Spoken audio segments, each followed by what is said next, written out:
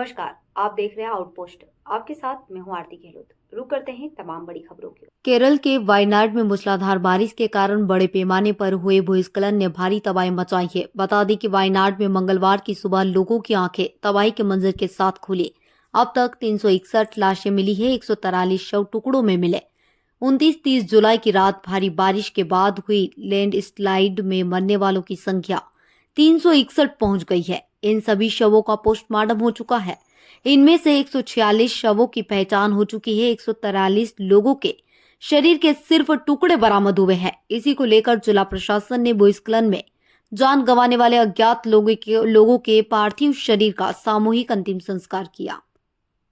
സമൂഹത്തിൽ പ്രവേശിപ്പിക്കണമേ. നീതിമാന്മാരെ സ്വർഗീയ മണവറയിലേക്ക് നയിക്കുവാനായി വാനമേഘങ്ങളിൽ നീ മഹത്വത്തോടുകൂടെ ആഗതനാകുമ്പോൾ കണ്ണ് കണ്ടിട്ടില്ലാത്തതും കാത് കേട്ടിട്ടില്ലാത്തതും മനുഷ്യ ഹൃദയം ആസ്വദില്ലാത്തതുമായ സ്വർഗ സൗഭാഗ്യത്തിലേക്ക് ഈ ആത്മാക്കളെ നീ സ്വീകരിക്കണമേ.